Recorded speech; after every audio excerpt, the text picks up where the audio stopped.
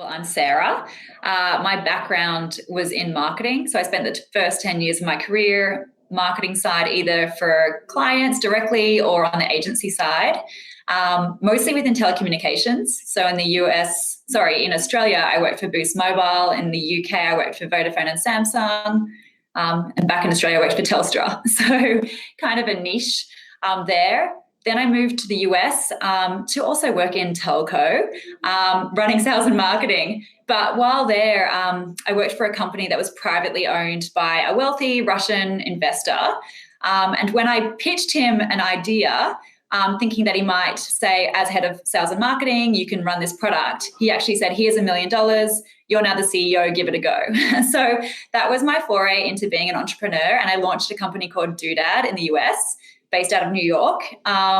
Super wild ride, really incredible opportunity, and had a lot of success. So we launched after 5 months globally, and then we increased revenue 10% week on week for 6 months straight.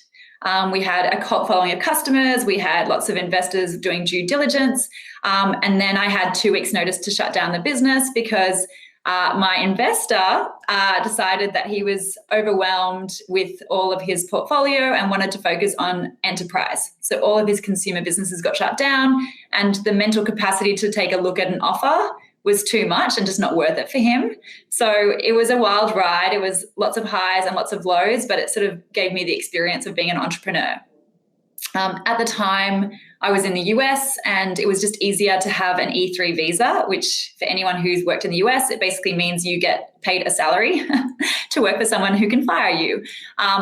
So I chose to stay in the US as an employee versus pursuing entrepreneurship because that was the easiest way to be in the country. And for 6 years, I worked for a company called Ultra Mobile, which grew super fast. We became the number 1 on the Inc. 500, so the fastest growing company in America. And it was a wild ride again, but again, being an entrepreneur, I guess, as opposed to an entrepreneur. But finally, I was just craving doing my own thing too much. So I moved back to Australia, joined Antler, and launched Miss Tyler. Honestly, this wealthy investor actually gave me some really amazing advice. And particularly in startups, he told me to fire and then ready aim. And so the whole idea is that you can have assumptions and you can spend more time making the assumptions better and better and better, but they're still assumptions. The minute you actually go out there and collect data, that is so much more powerful. And once you have data, you can start to actually make decisions based on real data. And the other thing I think is that, when you plan, you're like, we've got steps A, B, and C. And so you plan it out perfectly, and you've got a timeline and a project plan. And then you realize that as you go to do A, there's actually like 17 steps before you get to A. And so you really until you do something, you really don't know what's involved. So just go out there and do it. I think you can't please everyone. And, sometimes you're going to have to, I guess a bad decision is sometimes better than no decision. You have to, especially in startups, to a large extent, trust your gut. And there's going to be a lot of really smart, successful people giving you advice. And you want to be humble and you want to be able to take some of that advice, but sometimes you're better just to kind of stick to your guns and start moving forward and collecting real data again. I think ultimately when you're building a startup, the success comes down to largely the relationships you have and the trust that you build with your employees, with your partners, with your suppliers, with your customers. And it is very personal. That's the thing with a startup. It's not business, it's business blurred with personal.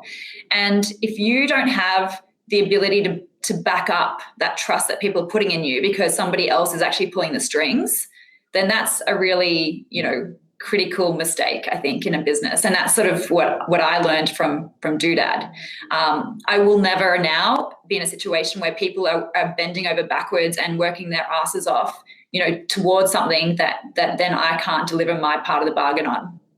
Honestly, I think it's hard work and just being tenacious. And, people often talk about NDAs and don't share your business model and your plan. And sort of in my world, I sort of think, well, you know what, all I can share with them is what I've learned so far. But the real challenges exist tomorrow and I don't know about them yet. And so they can copy and then they can be where I'm at. but how are they going to address the things that I don't know about yet? And so if you feel like you're good at problem solving and figuring stuff out and like pushing through challenges, then, you know, that really protects you. And I think that has been the key to my success. Not that I'm perfect, because I'm definitely not. And actually, I would say key to my success, honestly, is that I'm like totally not a perfectionist. I think that gives me a huge advantage. I really like, I couldn't even be a perfectionist if I tried, but I have like no intention of being one, which makes me much better at sort of just like moving ahead with like, you know, something that's not perfect and just iterating than people who strive for more perfection than I do.